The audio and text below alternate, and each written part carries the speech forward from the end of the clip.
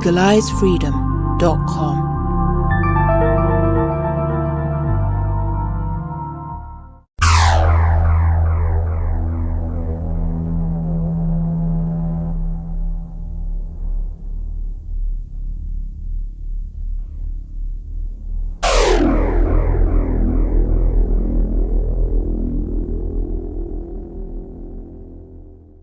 So the title of my talk today is Megaliths in the Movies, the Power of the Past in Popular Culture.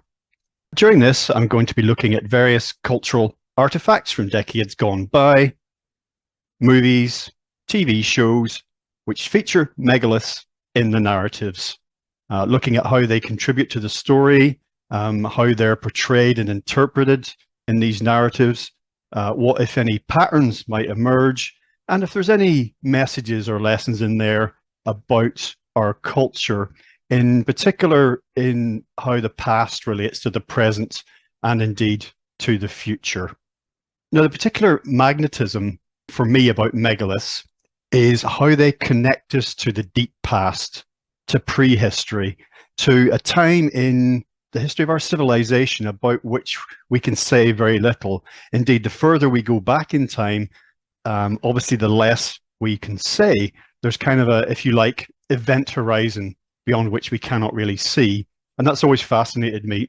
And in terms of human history, the periods in time about which we can say the least are the ones that tend to interest me the most. Now here we've got the famous painting, The Flood Recedes, part of a series concerning biblical mythology and narratives. And obviously this represents the aftermath of the biblical flood. Now, all over the world, all cultures have flood myths, telling of some relatively rapid or perhaps quite slow inundation of the world by waters, flood waters rising, as I say, varying rates of speed, but ultimately always catastrophic in impact. And the deluge myths, again, are representative of this idea that's summed up in catastrophism. The idea that something really bad, more than once, but certainly something very, very bad happened in the history of our species that brought it to the brink of extinction. But somehow we emerged from the other side, and it is the time before the catastrophe, for me, that the megaliths link us to, because it seems that their origins extend into the deep, dark past of human origins overall. These disasters can be naturally occurring, man-made. They can be earth-driven, perhaps off-planet. There's evidence of all of these sorts of catastrophes happening, not only to the human race, but to other species, other periods of time in Earth's deep history. So, now I love this graphic. This is another representation of what I'm kind of talking about. The captions, by the way, at the side are mine. If we look at the bottom panel, we have the modern era. There's an image maybe of the Earth a couple of thousand years ago, people going about their business, surrounded by the artifacts and evidence of a previous lost civilization. The people of that time know that these remnants are significant, but they don't really understand them. They just knew that to their ancient ancestors, they were very, very important.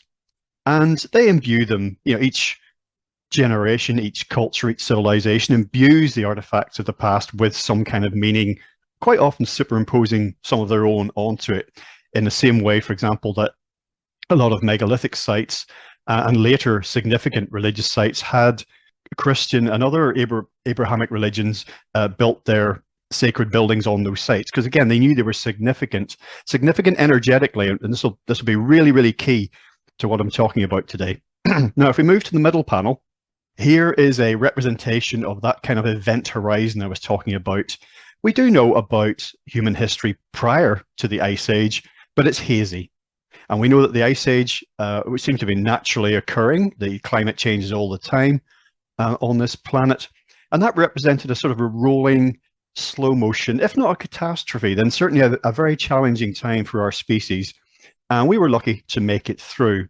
And in that time, again, we see the remnants of a more advanced past civilization, and we're living among them. but perhaps their meaning has already become lost and they are no longer being used in the way that they once were. The idea represented here in this continuation of images is very important as well.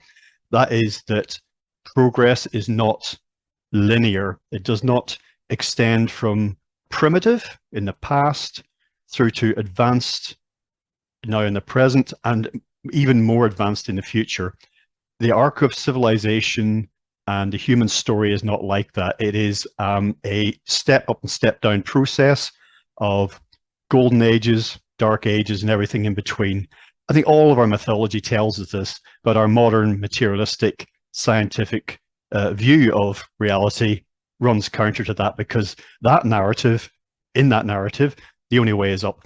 And then we move to the top panel, and Atlantis there again is just a metaphor. I don't mean that Atlantis itself, you know, was not real, but Atlantis is a placeholder, a byword for the idea of a very advanced civilization in high antiquity, possibly with skills, knowledge, technology that we do not have now. We have our own forms of advanced technology, but whatever it is that we can do that some of our ancestors could not, it is clear that beyond this event horizon, beyond some of these catastrophes, there were humans on this planet that could do things that we still do not understand. We don't understand why they did them, and in particular, how they did them. And again, this is something that we'll come to throughout the talk. This is what I think we're looking at essentially in many of these megalithic sites. I'm just trying to boil it down here. We're looking at, as I see it, the form of energy technology. Take that as one phrase, take it as two separate words. These are energetically significant sites. The stones themselves have energetic properties. It represents a form of technology, not only the technology that built these things, but how they function themselves as machines, if you will, in their own way. Energy technology. Second phrase here, spiritual science. They represent a time. They link us back to a time in our history when spirituality and science were not separate things. It was one totality, one unified whole. That is something that we have moved away from to our detriment. I think that our future lies in moving back to that. And then this is another theme that will come up again and again. One unified system. You affect one part of the system, you affect another. So we're looking at energy technology, we're looking at science and spirituality, working in tandem as two sides of the same coin. Primordial forces. Talking about the deep, dark past. There are energies at play and at work on this planet and off this planet that affect us profoundly, always have, and that we interact with that we do not understand. Maybe never will, but we like to pretend in the modern era that we have all of that more or less ticked off as understood, or shortly will anytime now, thanks to science and technology. So primordial forces are represented in these sites, in these stones, and in other megalithic artifacts. Secondly here, time and space. As I see it, time and space are not fundamental. They are not some kind of scaffolding upon which reality hangs. They are embedded within a wider reality. And this is why they are malleable. They themselves don't control everything, but they are controllable within this wider reality. And I think these megalithic sites represent nodes of malleability, places that are significant in terms of the conjunction of time and space, where these forces, where these dimensions are open to manipulation, whether by ourselves, physically or psychically, or by other forces and entities, either off planet or on it. And again, I think these are ideas that have always been part of life on Earth, but just became lost, misunderstood, and mistranslated down the eons. And again, in the modern era, are dismissed as insignificant. I don't mean that there's not lots of research going on, scientific research, with regard to the nature of time and space, but the idea that we somehow physically and psychically interact and control any of these dimensions is obviously dismissed out of hand. Okay, so the first item we turn to here, Night of the Demon. This is a British horror film from 1957. This is what I would call an occult thriller, very much in the vein of The Devil Rides Out, adapted from the Dennis Wheatley novel. You can see there on the cover, down the bottom section, Stonehenge. This indicates that the megalithic site is to play a key role in the story. Now, this story concerns an American psychologist who travels to England to investigate the death of a colleague who has died under mysterious circumstances. According to police, an official investigation due to an accident, and indeed an accident did occur, but the big question is what caused this chain of events. The British psychologist who was killed had been investigating a satanic cult, and he had threatened to expose the leader of the cult as a charlatan, as a fraud. This British psychologist and his American colleague are professional skeptics, basically, and indeed the conference taking place is what you would call a debunkers conference, there to poo-poo psychic phenomena and all sorts of related matters. That's their stock in trade. This is an age, actually, that I like to think that we're moving into the apocalypse of the skeptics, because it's becoming harder and harder to dismiss non-material phenomena that, as I've said already, have always been here, always part of this reality, but of which we've lost our understanding and our innate knowledge, and in a scientific materialist worldview cannot exist, because all that apparently exists is the world of 3 dimensions and 5 senses. On the left here we see the American psychologist. On the right is the niece of the British psychologist who died in mysterious circumstances. Now, although this American is completely unconvinced that this satanic cult could have any kind of magical power, simply believes that his colleague was murdered. Let's say, the so-called accident was brought about deliberately, but nonetheless, he sets about to investigate. He's in the country for the conference anyway, so he's already in debunking mode. Now, here we meet the leader of said satanic cult. He reacted very badly to the British psychologist's threat to expose him, and regardless of what any of the protagonists think about this guy and his shadowy organization, the simple material fact is, as we can see from his surroundings, he's living high on the hog, with a lot of his acolytes and followers paying him considerable sums of money. So the American psychologist goes to visit him and begins to get a feeling that whatever his views about magical powers or satanic cults or any of the rest of it, there's something deeper going on here, simply beyond the surface. And the bottom line is that his British colleague and others have met their death, and this guy is somehow, in some way, involved, and they have to get to the bottom of it. In the film, they fall prey to this, the demon of the night, on the night of the demon. Here we see, by the way, the satanic cult leader in one of his erstwhile guises as a stage magician. Little scene here, he's having just a Halloween party for the children. He says, just a Halloween party for the children. Keep that phrase in mind, because we'll be coming back to both Halloween and children later on. And in fact, there's a sort of subcurrent to some of the general themes that I'm looking at here, involving the relationship with children and psychic phenomena, children and magical powers, children and non-material forces, and how our relationship with them psychologically changes as we move through different stages of life and our own psychological development.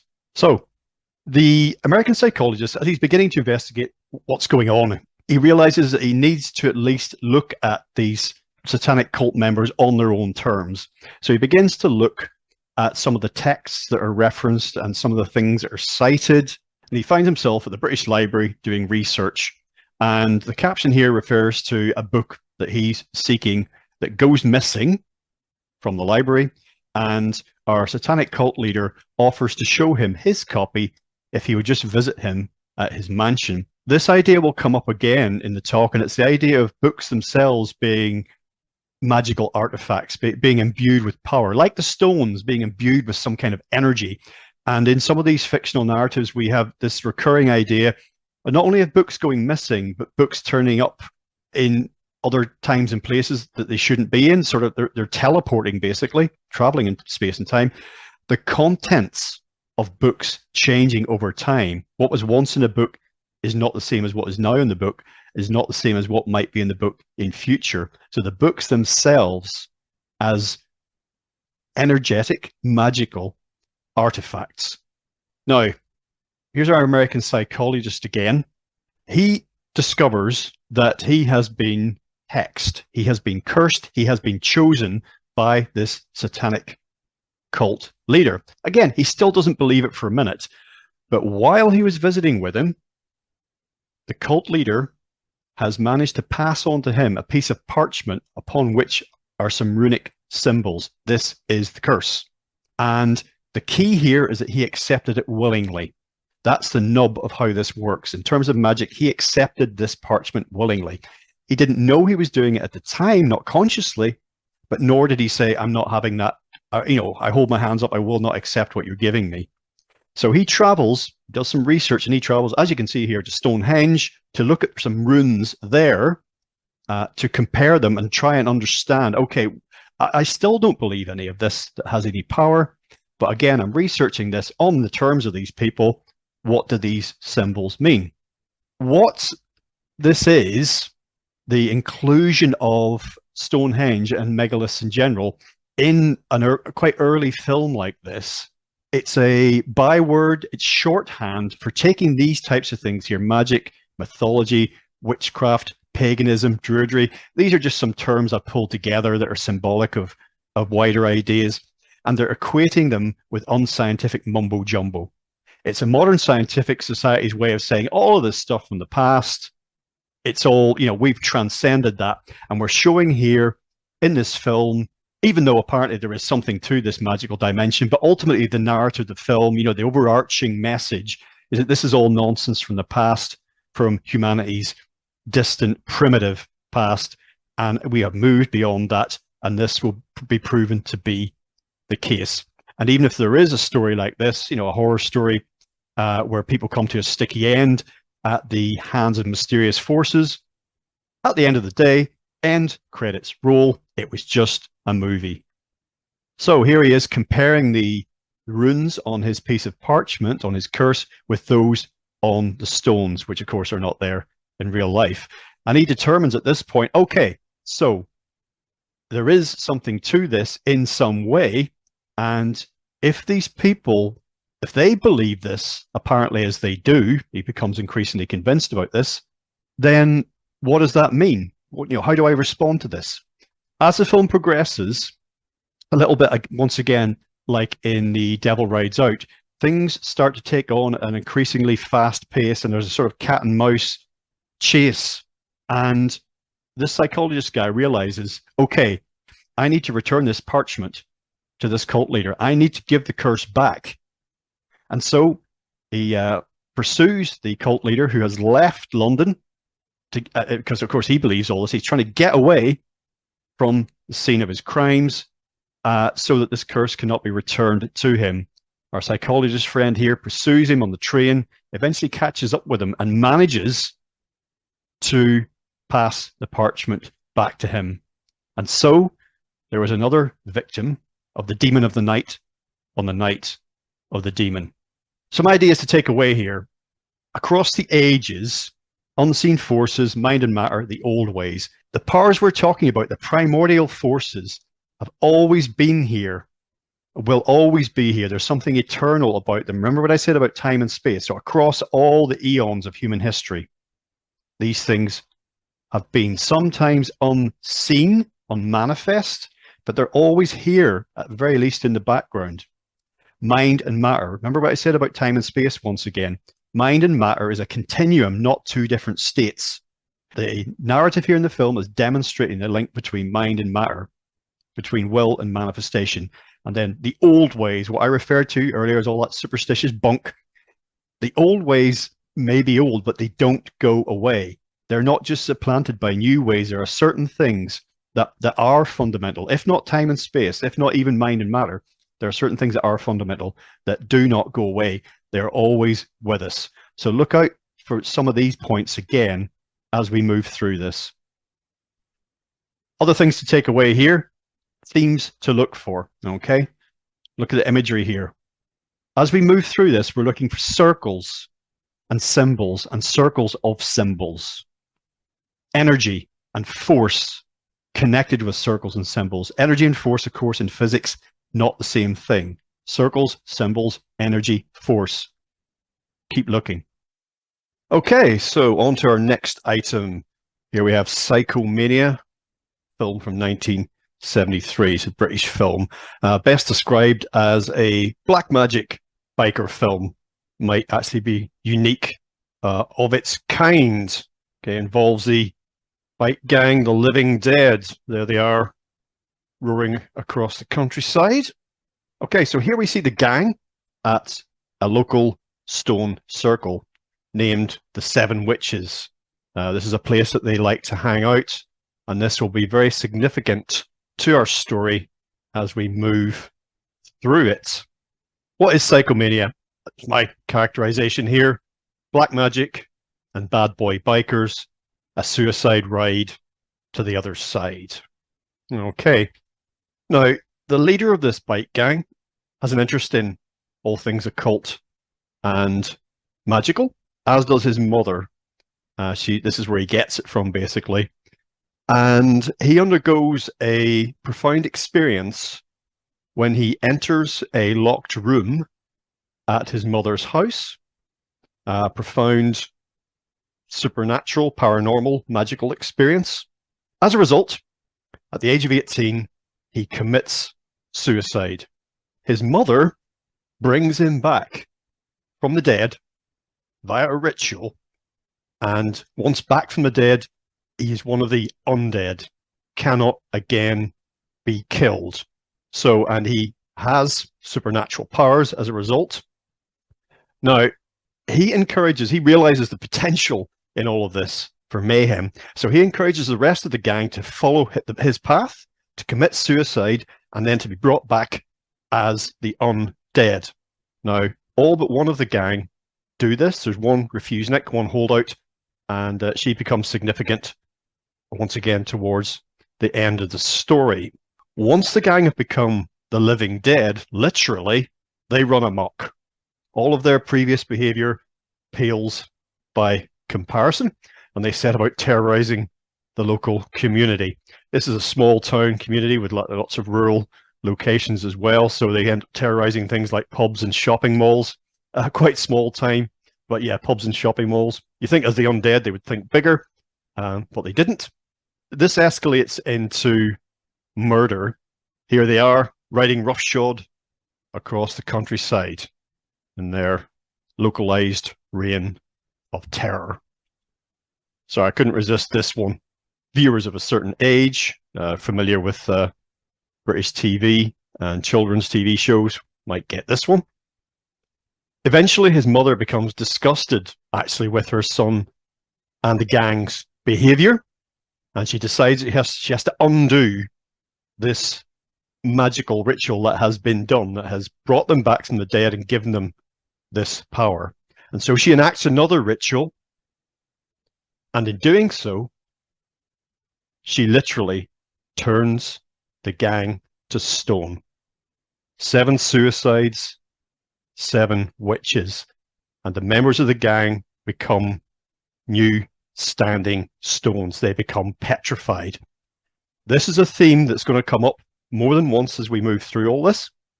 The idea that the stones were once living beings, that the stones have life within them, or maybe that the stones can somehow come alive. It's quite a circular situation. As I say, just listen out for this again as we look at some other items.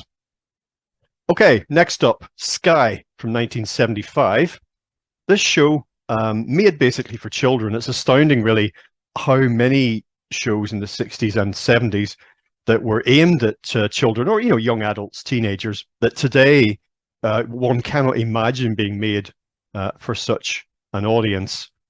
This is one of the best of its kind. And in terms of concepts and ideas, really in the writing here, it's outstanding. And again, it was just amazing that such a young audience, such young minds were presented, with concepts this mind-bending, really. So here's the titular character, Skye. He arrives from some other place, some other time, we know not where. He just literally shows up in this rural location where the show is set. And again, you'll notice how often the word rural will be said as I move through this. It comes up time and time again. Of course, a lot of megalithic sites are, located rurally, and they could have been overbuilt, and some, no doubt, have been, but so many of those still extant today are in rural locations. And it does seem that in the megalithic era, in millennia gone by, that these sites were not located close to where the people who constructed them lived. They lived elsewhere, quite often very far away. So Skye arrives in the midst of this community, and they are obviously fascinated by this character. Who is he? Where has he come from? What does he want? And he equally is trying to come to terms with where he finds himself in time and space. Now, as this process of mutual understanding or misunderstanding begins, Skye begins to speak about what he knows, and he speaks about time travelers. And once he begins to learn more about his this time that he finds himself in, he starts to use some terms to try and help the locals understand. So these time travelers, he says, you might call them gods. You have called them gods. And they have tried in the past to help the people of Earth. This should ring a lot of bells when we think about, ancient alien ideas, about intervention from other dimensions and also from off-world. And those two things are not mutually exclusive. Skye begins to realize what's happened to him. He's arrived in the wrong time, in the wrong place, and he needs to be somewhere else. He looks at the Earth as it is in this time, and he speaks about the future that is coming. He talks about the chaos. He says the chaos is coming for you people. Chaos is coming for your civilization.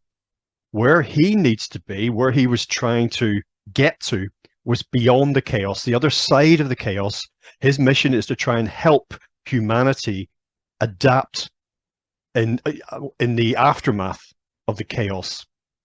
And so he realizes that he has to escape this current place and time he finds himself in and get to the other side of the chaos. And he begins to talk to the people about what he's looking for. He begins to study books, diagrams. He looks at information that's available to him about history, about the current society he finds himself in, technology, and starts to try and articulate what it is that he needs to find. And he speaks of a circle of force. What did I mention earlier about circles, about force? And what do we have in some of these megalithic sites, the stone circles? Circles, I believe, of force and of energy. He also speaks, fascinatingly, of an atom smasher. Here we see the inside of the Hadron Collider at CERN. What is this? Consider this in comparison to what we've just been looking at. What is this if not a circle of force? And it's fascinating, I think, to consider current developments in science and probing for the deeper nature of reality that is carrying on at CERN, and what Skye finds himself talking about. This, look at this, the biggest machine ever constructed by the human race in order to attempt to achieve, or at least take some baby steps towards, something I believe that is innate within us, abilities that we already have, but the understanding, the knowledge of, the belief in that we have lost. Now, at this point in the story, this character on the right here emerges. This character's name is Goodchild. It turns out he is a physical manifestation as a human being of the earth energies of what you might call the spirit of Gaia. And the story gets very interesting at this point because you're wondering who's a good guy, who's a bad guy in all of this. Skye, Goodchild. Now, Goodchild looks like a typical movie villain there, doesn't he, with his black cloak? And he pursues Skye the way that your immune system would hunt down a virus. He identifies Skye as a threat to the earth as is. And initially you're thinking, oh, Goodchild is evil, Skye is trying to do good. But Skye himself, being very much a sort of David Bowie man who fell to earth type persona, isn't really very likable. He's actually very robotic and aloof and literally alien. So an interesting dynamic comes into play. Who's the good guy? Who's the bad guy? Who should we be rooting for? So Skye also speaks of seeking the juggernaut. This is something that comes up again and again. He talks about the circle of force. He speaks of an atom smasher. He seeks the juggernaut. What is the juggernaut? Here we have it. The juggernaut. A crossover point in time. Remember what I said about these sites, the megalithic sites, and the manipulation of time and space. And so Skye is eventually able to get himself to the other side of the chaos, and we get a vision of a future Earth, a future human race living a much simplified lifestyle, because it's made clear that the chaos was the result of our use or misuse of technology. Think back to earlier when we were considering the civilizations in high antiquity, the advanced civilizations, those talked about, such as Lemuria, Atlantis. Myths tell us that their undoing was the misuse of technology. So, interestingly, as part of our view that we are given of this future humanity, a sort of religion has developed based around the ancient past. Is that beginning to sound familiar? They have, interestingly, focused on their religions built around certain aspects of the past that perhaps these future humans don't realize are connected with the technology that was their ancestors' undoing and almost, again, the end of the species. And at one point we see a ritual going on and they're chanting. You're starting to listen to this and eventually, what are they chanting? What are they saying? Mission control, NASA. Mission control, NASA. So without knowing it, they've chosen to take aspects of ill-remembered, almost completely forgotten aspects of what was the pinnacle of their ancestors' technology, the space race, and make that the core of their religion, of their back to the earth religion. So it's a bit like in one of the Planet of the Apes films where the future humans find themselves worshipping nuclear weapons. Ironically enough, just knowing that they're powerful and significant, but not really understanding why. Okay, in considering this crossover point in time, interdimensional travel, inevitably the idea of the Stargate came up. And we see a pyramid here. We could talk all day about the significance of pyramids in terms of energy, of symbolism. And here with this Stargate image has everything here again. You've got circle, symbols, energy, force, time, space. It's all here. This stuff keeps coming up again and again. These are the patterns that I'm suggesting that we look out for. Now, we hear a lot about folk horror. If ever there was a subgenre folk science fiction, if that ever existed, I think Skye might have been the first entry in that. But there wasn't anything like Skye before 1975, and I really don't think there's been anything like that since. Just a quick honorable mention here for, this is the Druid Code, book by Thomas Sheridan. He and I did a very extensive interview around this, which you can find at legalizefreedom.com. That exists as both audio and also as an article that you can read. There's excerpts, from the audio. And in this, we speak a great deal about megalithic sites as portals through time and space. So you might be interested in checking that out. Okay, so on to our next item. This is a show called Stones from 1976. Now, this is one episode in an anthology series called The Mind Beyond, which ran various years, throughout the decade. Lots and lots of very interesting stories about all sorts of fascinating goings on in this world and beyond. This one, obviously, Stone's referring to, as you can probably tell there by the image in the background, to standing stones, to megaliths. This is the mind beyond the sort of the opening screen. Something that came up in this episode, that a quote from someone that I just love. You do not solve mysteries, you enter them. I would just say, just keep that in mind today, and indeed the next time you encounter something that you do not understand. Now, the program was only ever broadcast once. It's never been shown again, and it's never been made available on DVD, video, or anything like that. Here are a few stills from it. You'll see a time code in the top left-hand corner of each.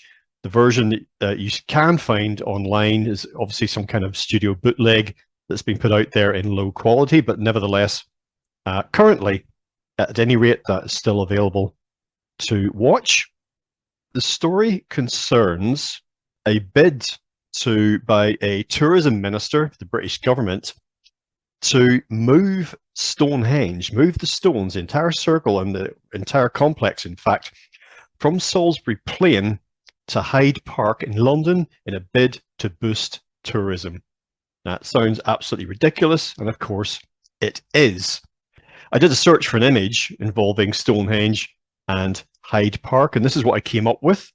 This is obviously not Stonehenge, and this is not Hyde Park in London, but the absurdity of what we're looking at here kind of sums up the absurdity of this tourism minister's plan. What we see here is not a bouncy castle, but actually a bouncy Stonehenge in the grounds of Hyde Park in Sydney in Australia. So this story is a classic clash of ancient and modern, the old ways of thinking against ultra scientific commercial ways of applying ideas in the modern world. And this comes up in these stories again and again. This has been hinted at before, and you've seen this come out in some of these stories. It's this butting up of the eternal and the old ways with this new kid on the block, scientific, materialistic thinking, which again has been with us really as a species for a relatively short time, but it's come to dominate pretty much all of our thinking about pretty much everything. So the tourism minister begins to enact his plan.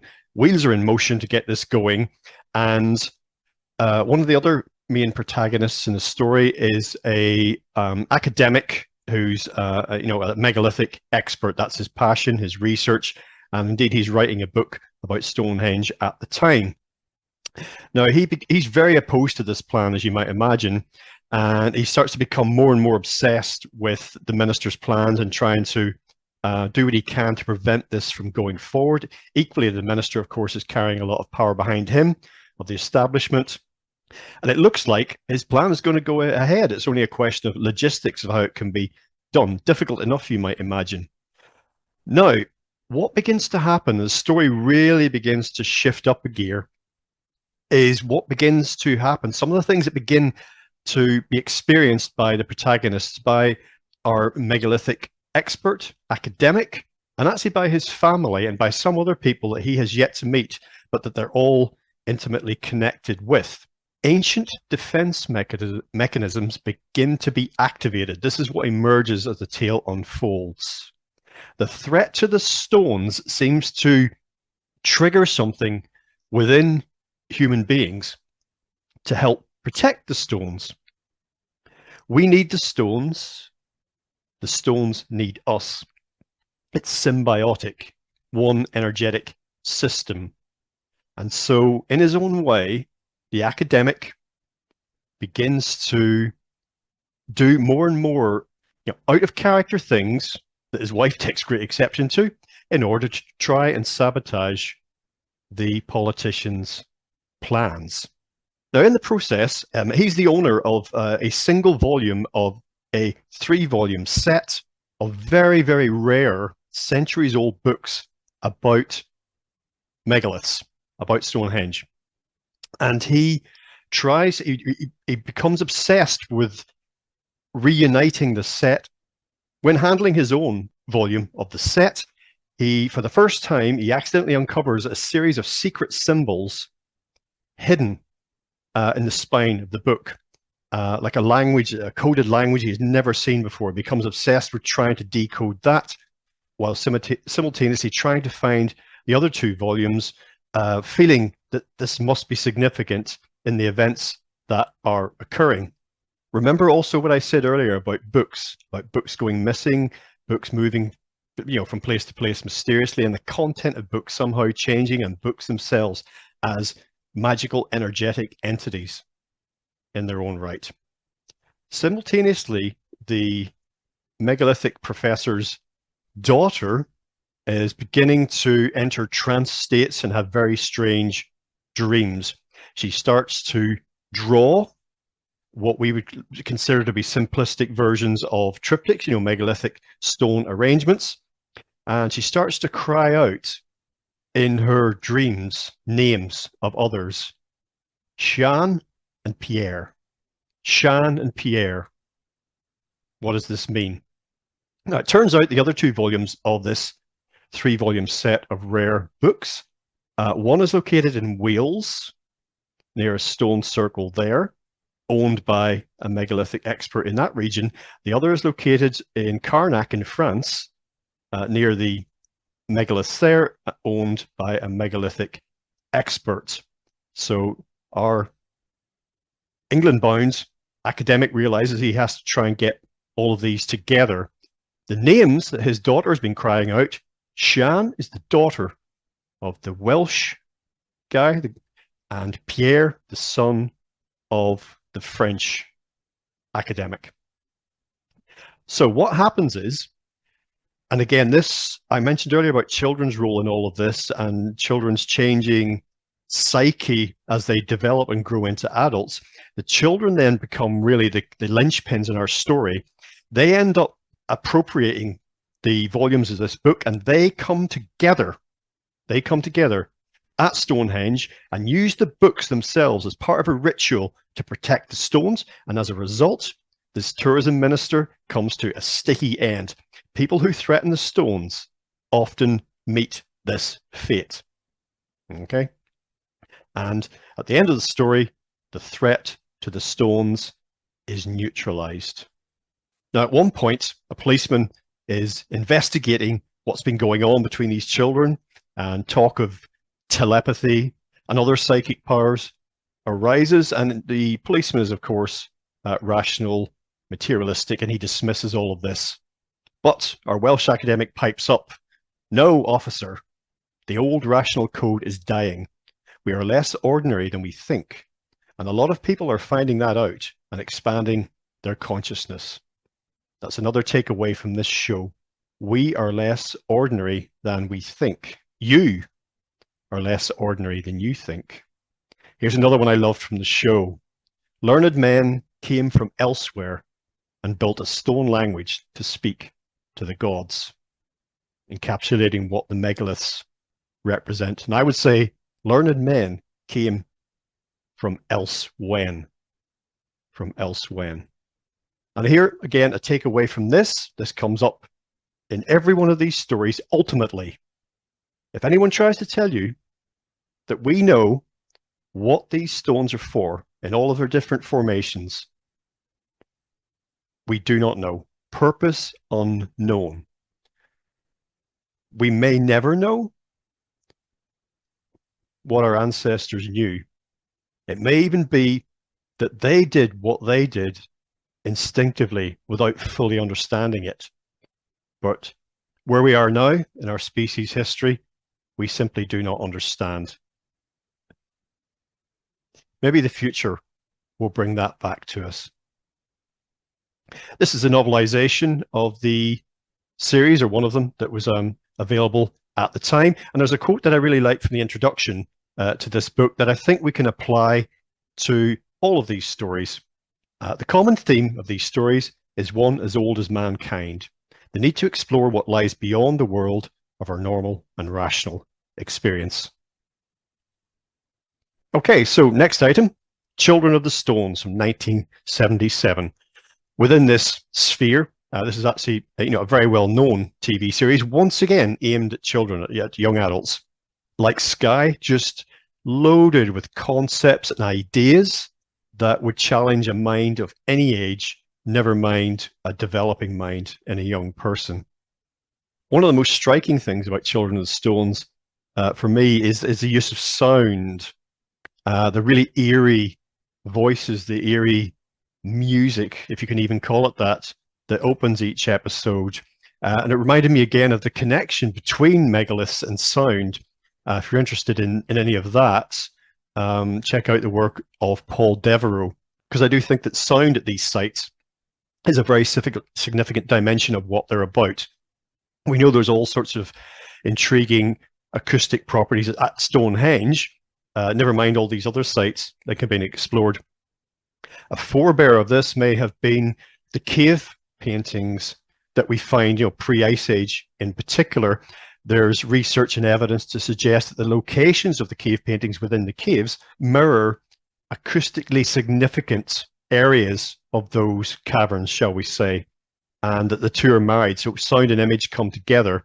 Also, with Children of the Stones, we have something that we see in another show we'll be coming to after this, where the opening of the first episode has a sort of, again, a clash or a contrast between ancient and modern, as we see some of the protagonists driving past on a road, just driving past in a car, and in the background we see some of the stones that play a key role in the story. So here we see Avebury from the air, where the show is set, and indeed where it was filmed. And from this view we can see the significance of the shape of the site and the symbolism thereof. Okay, so our story concerns cycles of time. In this case, 4 different cycles. The village itself is set within a time rift. So the rules of time seem to be somehow warped within the stone circle that encapsulates the village, such that a pattern of events that has been from history is repeating, trying to reach some kind of denouement or conclusion, failing to do so, and therefore starting again, striving towards this end, not quite getting there, starting again. And as into one of these cycles, the 4th cycle, that we enter the story. Now, it turns out that in the distant past, at this location, a druid priest witnessed something. A megalithic supernova, an exploding star thousands and thousands of years ago. And he gleaned somehow with his insight that as a result of this, a black hole had been created. And he again gleaned somehow, we don't know how or why, that the energy from this could be used to his advantage. And there was a connection between the earth and the heavens, the events in the heavens and events on earth, as above, so below. And so he, taking control of his environment, of the people, combines their anger and their fear to project energy out beyond the earth into the black hole, again, as a means of gaining control. Don't ask how, don't ask why. It's not revealed to us. We don't need to know. Now, in one of the houses in the show, on the wall, we see a painting. Here's an image of it. And this encapsulates it all, really. We see the stone circle. We see the energy beam there coming from the ground upward. Could be the other way round. In the outer part of the circle, we see the Ouroboros, the cyclical time represented. We see people become stone here in the foreground, and indeed other parts of it, of the circle. In the background, we even see a pyramid-shaped earth mound. So it's all here summed up in this image. Now, cutting to the present day, as it is in the series, here we have Hendrik, Master of the Happy Ones. Now, he is an astronomer, and he made a discovery of the location of this ancient supernova, and the resulting black hole. And as an astronomer, this has made him famous. So he's continued his research in this area and has moved to the local area. And he somehow, I think, is the modern incarnation of that ancient druid priest. He comes sort of possessed by his spirit and seeks to continue his work. What Hendrik sets about doing is harnessing the power of the black hole, so kind of in reverse, harnessing the power of the black hole to beam it down to Earth, again, to control the local environment, to control people. Again, why, how, we're not sure. We don't need to know. So from the black hole down to the stones, into the psyche of the people under his control. Now, as the story pans out, of course, some of our protagonists move to stop Hendrik in his nefarious schemes. And as a result, there is a catastrophic destruction of the apparatus that he has constructed to enact these plans.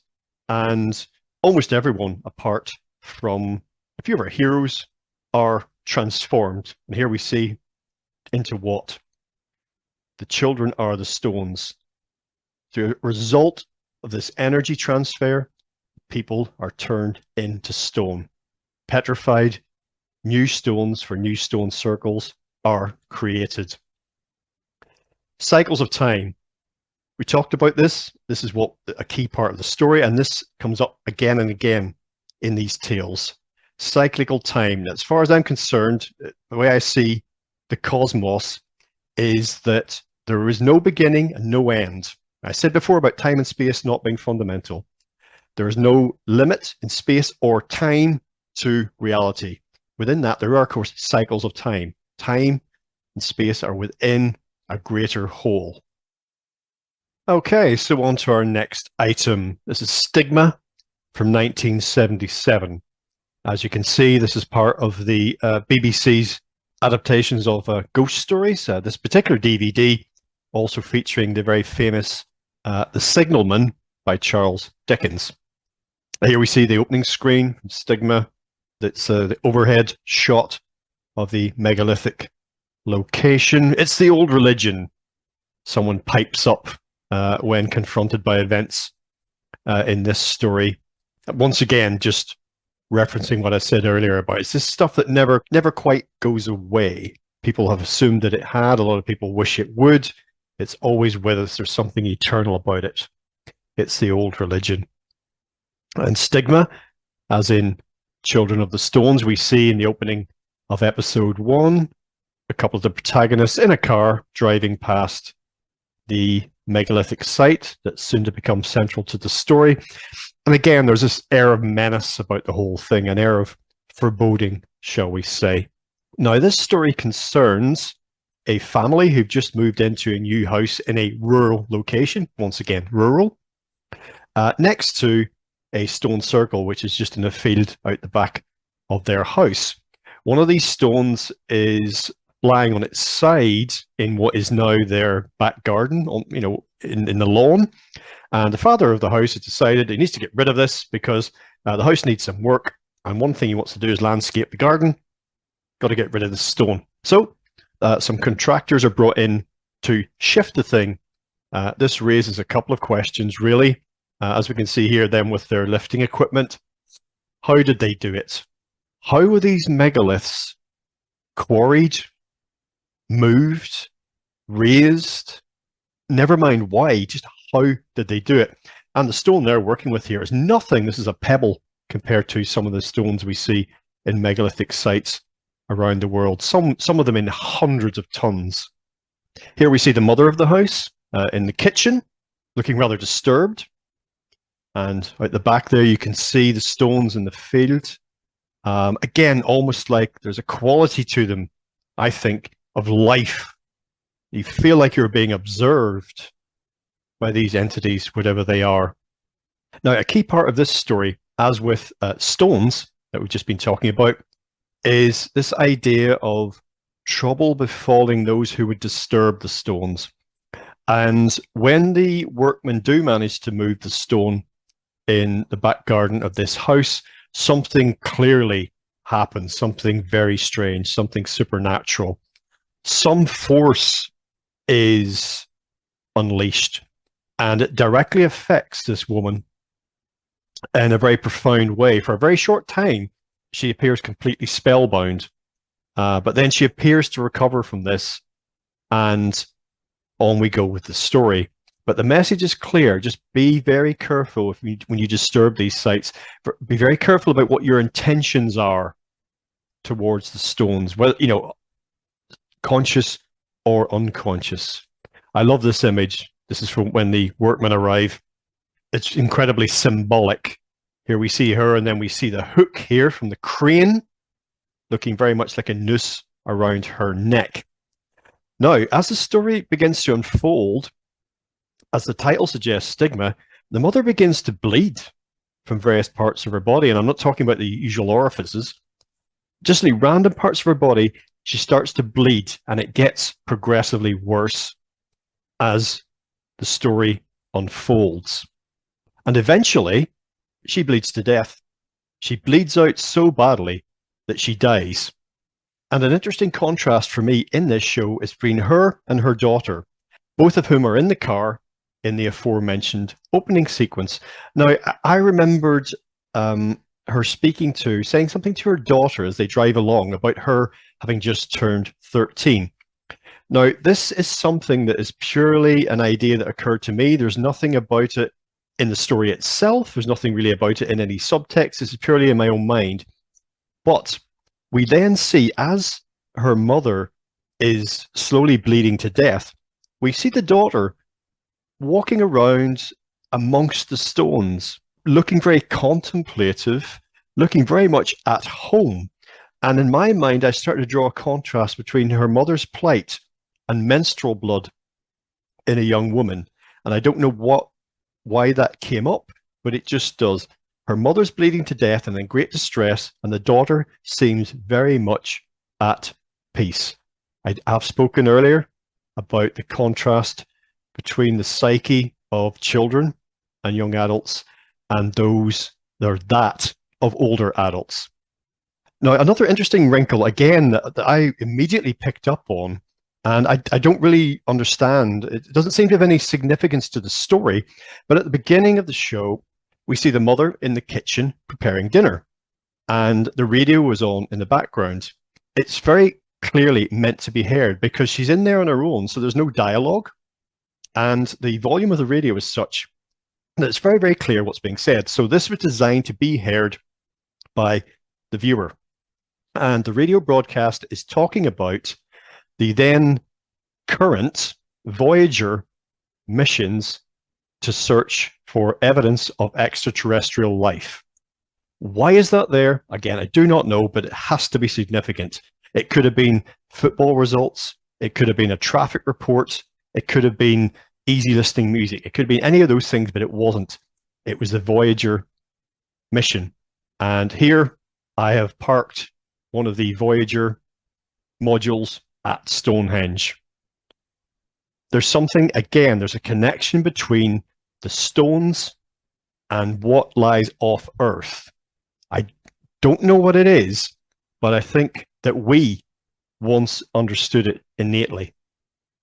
Now, one of the concepts here in stones is the idea of psychometry.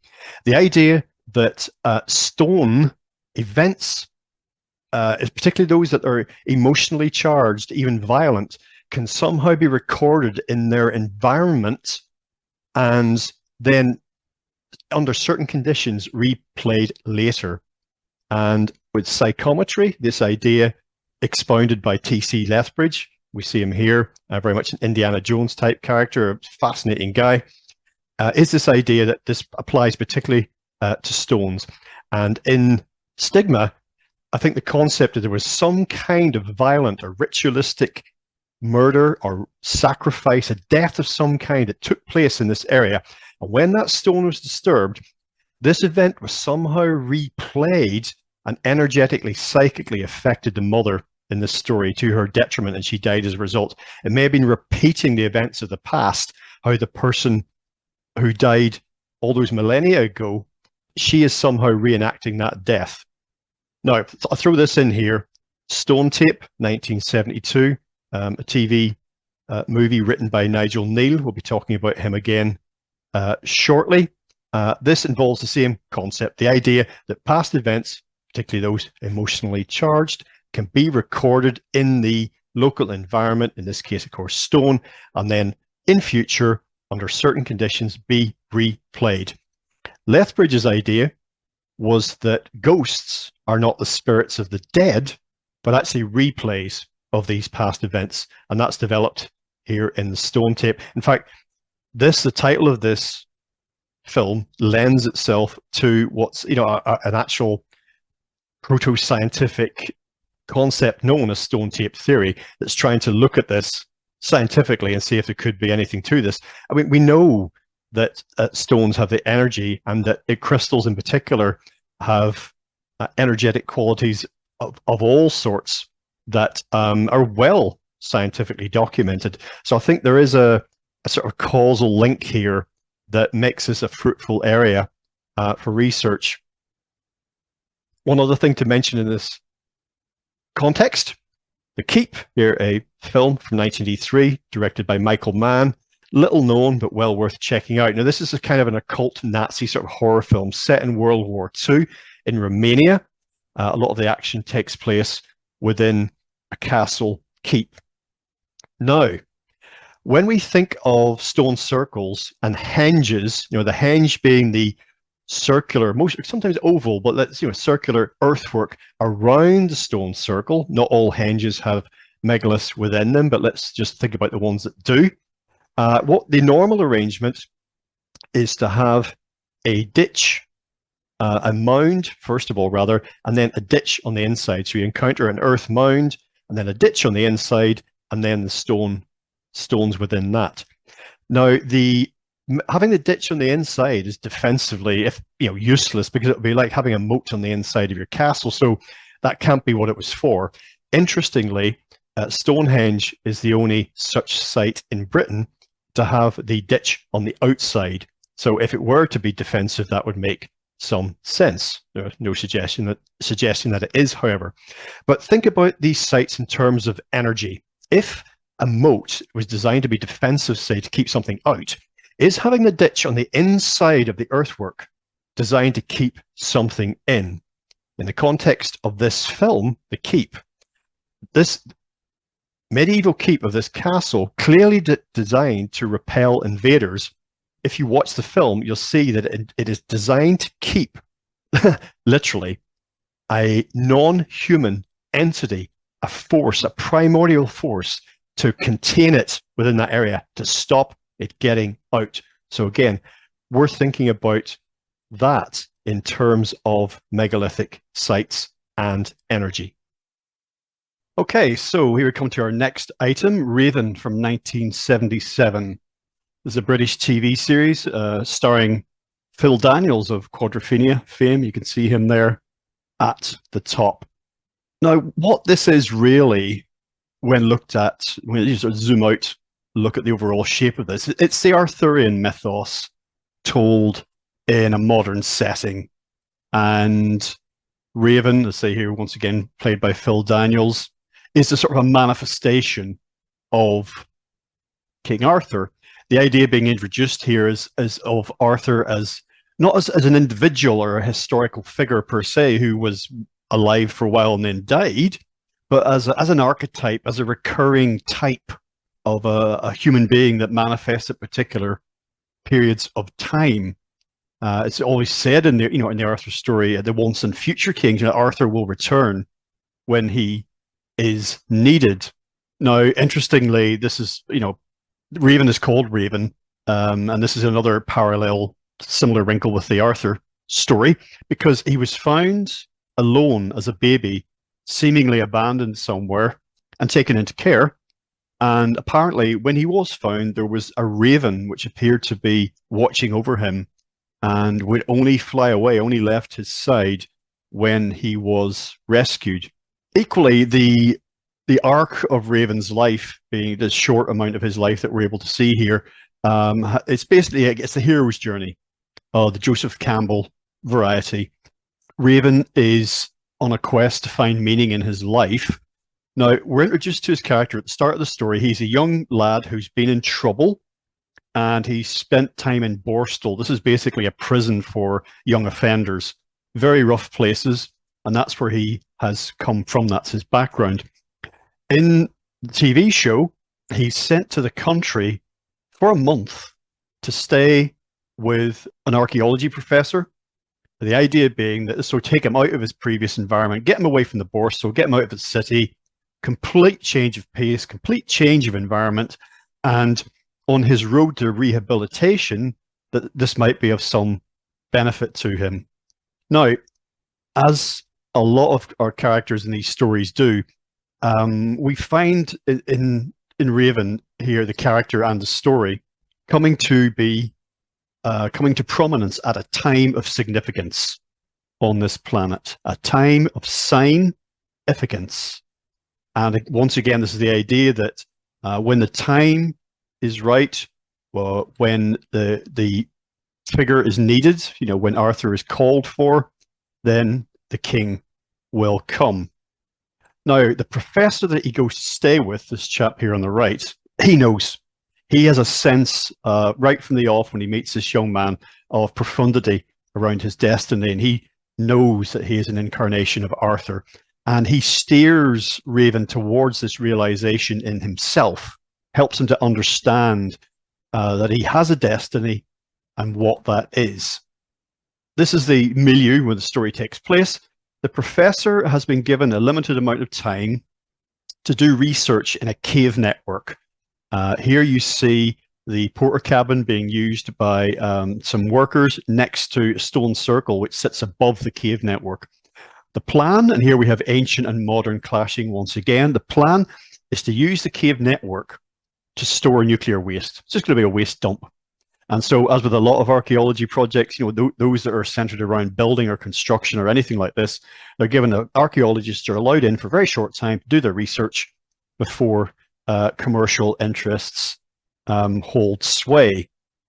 The message coming out of this again is linked to the Arthurian mythos, because it's about environmental degradation. And in this King Arthur story, the land is wasted at one point. The land is wasted and the king himself wastes away. Arthur wastes away the land, and the king are one. The land and the Grail are one. The Grail, there is a suggestion in some research around the Arthurian mythos that the Grail was actually a form of technology involving stone. Recent book by John Michael Greer bears this out. You can find an extensive show about this at legalizefreedom.com. The land and the Grail are one. So the professor feels that this cave network is very, very significant, and not only just as, you know, for archaeological reasons. He feels that it may be this Arthur's gateway through time, that the Arthurian archetype has manifested, literally made its way into our time through this, somehow through this cave network, Arthur's gateway through time. Now here we see the control room for the people who are you know, planning to have this as a nuclear waste dump. And one of the things that they decide they're going to do is join up some of the separate caverns in this cave network, 12 separate caverns. Now, it is decided at some point, they're just going to go ahead and do drilling, but the observation is made by the professor, or one of the other characters who are opposed to this plan, I can't quite recall which, who say, well, these 12 caverns appear to be related to astrological signs, astrological energies, and the one cavern that you're intending to drill from into another one, these are opposing energies. And if you go ahead and join them up like this, there may be trouble. And of course, there is a cave collapse, and it is only through the ingenuity of the professor and Raven that this situation is rescued. Now, eventually there is, spoiler alert, there is a happy ending of sorts, in that the project to dump the nuclear waste does not go ahead. I would say in this show, Raven, these are the threads that we draw out: archaeology, astrology, and archetypes. They're what we take away from this in terms of dominant themes. This is the novelization. Raven himself, the character, goes on to, in some ways, it's like again, like the Arthurian mythos, Raven has his moment, but at the end of the show, he's seen as facing an uncertain future, whereas the other characters on whatever side seem to have definite steps ahead of them, where they're going, what comes next. Raven is kind of left a little bit without a purpose at that point. He's seeking another quest, and that's really where the series is left. But packed full of ideas, again, aimed at young adults, quite remarkable. Raven, 1977. Next item, Doctor Who. Was inevitable this would make an appearance, really. This show, Stones of Blood, or The Stones of Blood, 1978. Now, once again, this is taking place, the events are taking place at a time of significance, a time of significance on this planet. The series was filmed at the Rollright Stones. So there's more than one complex there, or sorry, there's more than one collection of stones, set of stones at the Rollright complex, but here we see a shot of the main circle. This is the one that's claimed that you cannot count. Basically, you go round once, you count the stones round to where you started, and then you go round again, count them, and you end up with a different number. Not put that one to the test myself. Now, the Doctor's been called in to investigate some deaths, some mysterious deaths in shadowy circumstances, and he runs into a local druid cult, for want of a better word.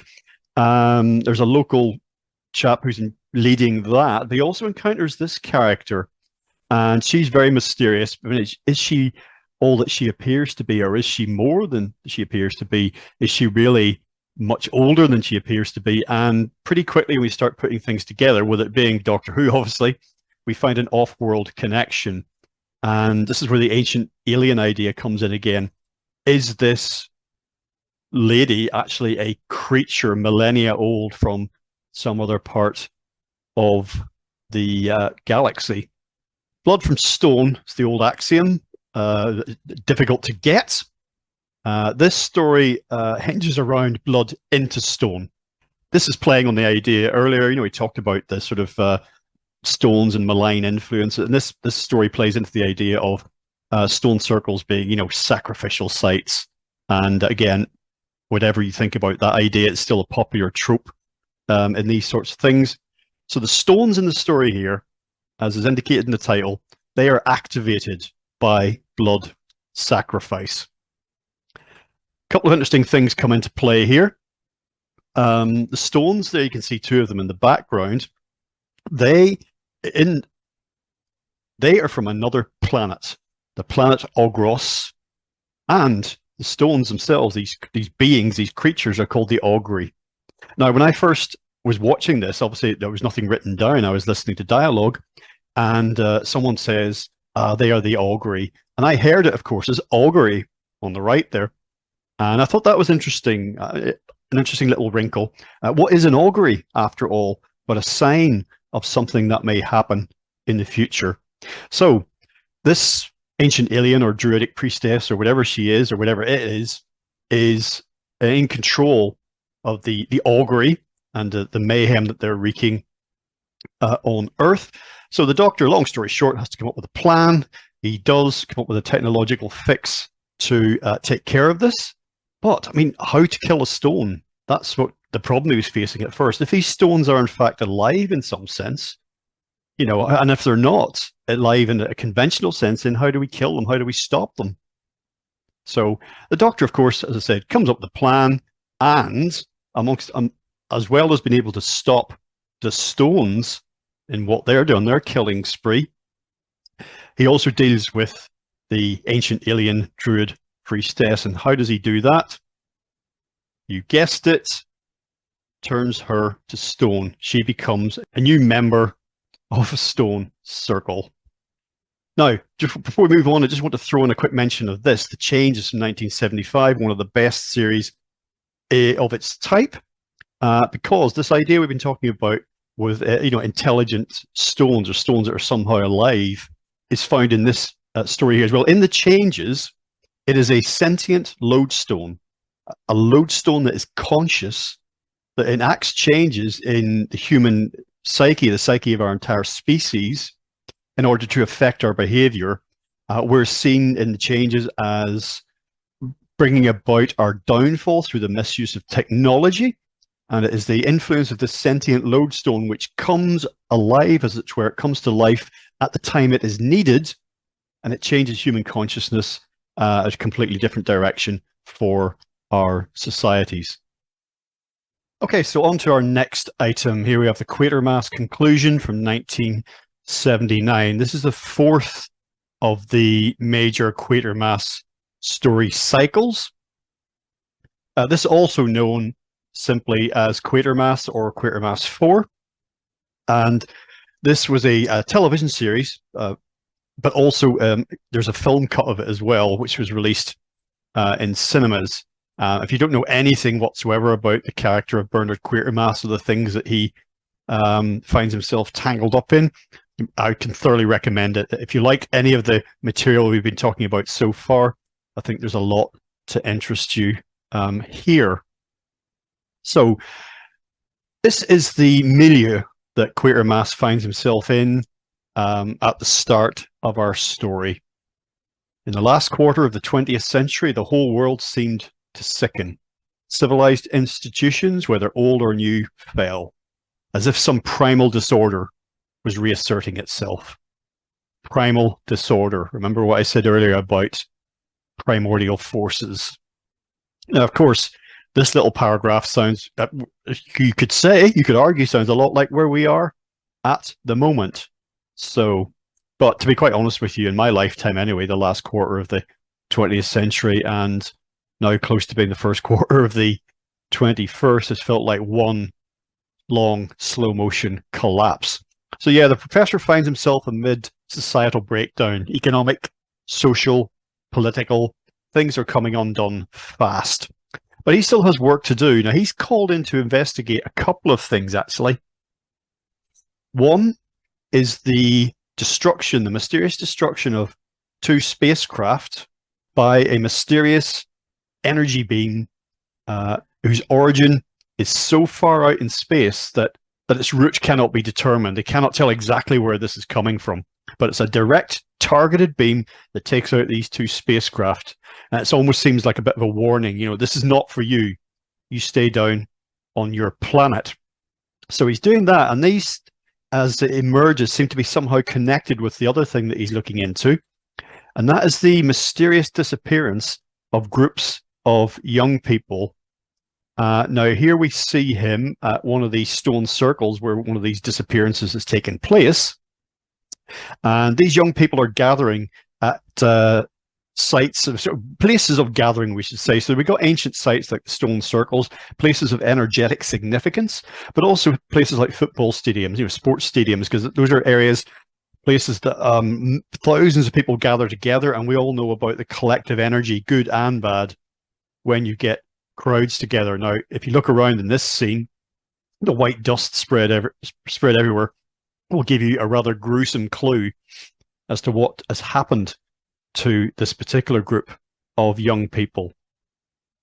Now, the group of young people we're talking about here, the groups rather, I should say, here's one of them, and they are known as the Planet People. Yeah, they're a sort of eco-activists, as it were. Well, they're not really active, but anyway, they're concerned about the direction of travel in society, and they want nothing to do with it. They're a very typical hippie-like sort of, they represent a rejection of the establishment of the status quo. We see the central character there in the middle, that's Kick Along. Basically, this is Extinction Rebellion before the fact. These people want to tear down the society that they're part of, the society that brought them up and gave them whatever it is they have, without any plan in place to replace it.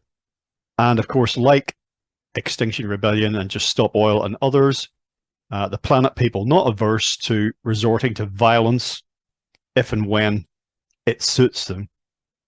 This is what they're after. Now, in gathering at these megalithic sites and indeed at stadiums and whatnot, they believe, don't ask me how or why, that they're going to be raptured to a better life on another planet. The Earth is done for. Spaceship Earth is finished. And they, as I say, somehow imagine that they're going to be, maybe in one of those energy beams, going to be taken up into, to a new Earth to start over again Doesn't quite work out like that, let's put it that way. Now, in passing, I'd like to draw your attention to a video that I made during the C-19, the pandemic period. This is a thumbnail from the video. You can find it at legalizefreedom.com, also on YouTube, Legalize Freedom 1. Are humans being harvested? And you can see I've used the image earlier on from Quatermass. I felt at that time that because of what was happening with the pandemic, that there had to be some kind of non-human influence in all of that. I couldn't believe that actual human beings would do this to each other. And I felt that like human beings were being harvested for their energy, negative energy. They were being programmed in a certain way to respond in a certain way. And then that energy was being harvested, and still developing my ideas about how or why. But I'd like to refer you to that video. Now, the idea is presented, this is a key one here in the Quatermass Conclusion, that there's an off-world alien force that is, again, harvesting the energy of, in particular, these young people, the planet people, and that they're drawn to certain sites. Here, for example, you see, a megalithic stone circle, because of some kind of energetic force that is there. They feel compelled to go there. The concept is that whatever alien force is enacting this plan, thousands of years ago, maybe even millions of years ago, laid something underneath these sites. And the sites themselves were, that they didn't even exist at the time that this alien technology was put on Earth, but these sites were then later chosen by humans who sensed something important about the sites. And what they were sensing was the energy of whatever was implanted in the earth. So the force was here before the stones. Whatever energetic center these stones group around, there was a force there beforehand. And the suggestion in Quatermass is it's off-world. Here we see the research facility that Professor Quatermass and his colleagues have been using to try and, one of the things to try and figure out what is going on and where this is coming from. Ultimately, the professor rigs up a device to destroy the connection with the the alien off-world influence and whatever is embedded in the earth, and he uses a nuclear weapon to do that. The question, of course, is left hanging at the end of it all, is that, has that link been broken forever? Or will human beings have to face alien intervention again at some point in future? Alien intervention does not have our best interests at heart. Before we leave this one, a nod to Nigel Neal, the writer, creator of Quatermass, and so many other wonderful stories. And it seems to me that a lot of his writing, and particularly in the Quatermass stories, is about a tension between young people and the older generation. Hippie rebels and a kind of, establishment status quo that I mentioned earlier. And in his writing, you do get the feeling that he's pessimistic about our human future. And I think nowhere is that more pronounced than in the Quatermass Conclusion. Okay, final item for today, Halloween 3, Season of the Witch from 1982 is the third in the Halloween cycle of movies, though of course nothing to do with the first two. Halloween itself was a pioneering slasher film, it really created the genre, and Halloween 2 was basically an inferior rerun of the first one. The idea behind this, behind Halloween 3, and even though John Carpenter, director of Halloween and creator of it, didn't direct this film, he did have a behind the scenes influence. The idea was that Halloween would become like an anthology series of films. So each one would be set at Halloween, but the story could be a little thing unto itself, and certainly it wouldn't be just a series of slasher films, which is what it turned into.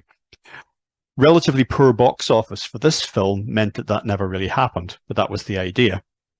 Now here is one of the main protagonists in the whole story, Conal Cochrane, an Irish industrialist who's moved at some point from Ireland to California. I do love a good joke, and this is the best ever, a joke on the children. Something he says it was at one point. Now, his business is in making novelties, in this case, Halloween novelties. Whether he does novelties for other times of the year, I'm not sure. But yeah, you can tell just by looking at this guy, there's more going on here than the guy who makes scary masks for kids to go out trick-or-treating. So as the film unfolds, we begin to find out what this guy is really about. What's he doing all this for? And here we have it. It was the start of the year in our old Celtic lands, and we were waiting in our houses of wattles and clay. The barriers would be down, you see, between the real and the unreal, and the dead might be looking in to sit by our fires of turf. Halloween, the festival of Samhain. The last great one took place 3,000 years ago, and the hills ran red with the blood of animals and children. It's time again. So, Cochrane's plan is to reenact, to reinvigorate, to bring back the true purpose and meaning of Halloween as he sees it, mass sacrifice. Okay? And how is he going to do it? Okay, well, first item, here we see his selection of masks, 3 different types that you can get. Now, each one of these, as it turns out, is impregnated, has within it embedded a small shard of one of the standing stones, one of the stones from Stonehenge, one of the blue stones, maybe, I can't quite recall. And that the energy within that stone is going to come into play in what these masks are really designed to do. Now, bearing in mind, his factory is in California, in the fictional town of Santa Mira. So how on earth is he chipping bits off Stonehenge? Well, he actually hauled one of the entire things, the stones, all the way from Salisbury Plain to the west coast of the US. Oh, we had a time getting it here.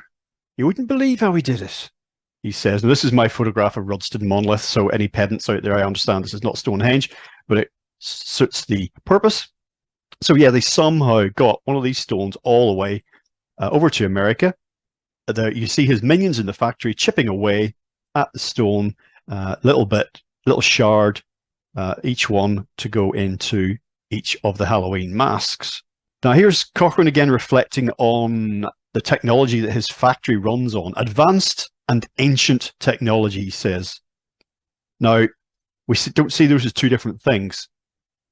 The ancient technology is advanced, and the advanced technology is ancient. It has a power in it, a force. This is when he's talking about the stones. This is one of the key messages of everything I'm saying here today. These things have power, energy, force. Don't ask me how, why, what, but it's there. You can sense it. Have you ever been close to any of these things?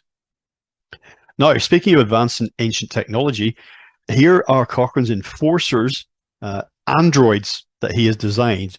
These are the cutting edge of technology. I mean, nothing like this exists now that we know of, but these are the cutting edge technology, but powered by ancient knowledge, ancient energies, primordial forces. So how is this plan going to be enacted? Well, it's going to be through television. Here we see a young kid with his Halloween mask on, and in the background, TV playing one of the Silver Shamrock, that's Cochrane's company, one of the adverts. And the advert is going to go out across all networks at the identical time on Halloween, and it will activate the stone chips within the masks, and bloody mayhem will ensue. We can see here, it's almost time, kids. The clock is ticking. Remember the big giveaway at 9. Don't miss it, and don't forget to wear your masks. The clock is ticking. It's almost time. Don't miss it, and don't forget to wear your masks. The clock is ticking. It's almost time. Now, does the plan succeed? Watch it and find out. This is Chalice, a doctor, one of the main characters. He uncovers Cochrane's plan and does whatever he can to try and stop it. This is him on the phone to TV networks, trying to get them to stop the broadcast of the advert. Does he succeed? So television is the delivery device for the evil energy in Halloween 3. I spoke earlier, and Nigel Neal, by the way, worked on the script for Halloween 3 and developed some of the ideas. And in Quatermass Conclusion, he portrays a society aside from falling apart at the seams, as dumbed down on dumb television programs, lowest common denominator. And this is how I see it: liquid, crystal, display, lowest common denominator. Everything is okay, ladies and gentlemen. Everything is okay. So as we draw to a conclusion today, I feel all of this leaves us with some questions that we might like to take away and ponder. Is this progress? Maybe. Is this civilization? After everything we've been through, millions of years, the times that we've come close to being wiped out, that I mentioned earlier, this species brought almost to the brink of extinction more than once. And after all that, everything that we've survived, everything we've endured, everything we've achieved, for this? But we should choose a new path for our civilization, if there is to be one, consciously. There is a danger we will sleepwalk into this, and that's what we must guard against.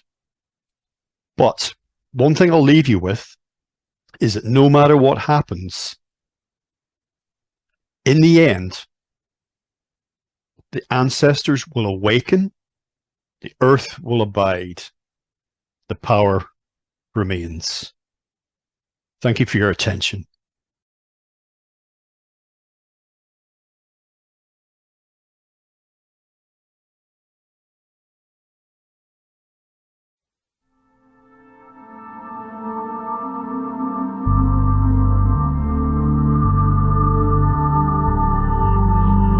LegalizeFreedom.com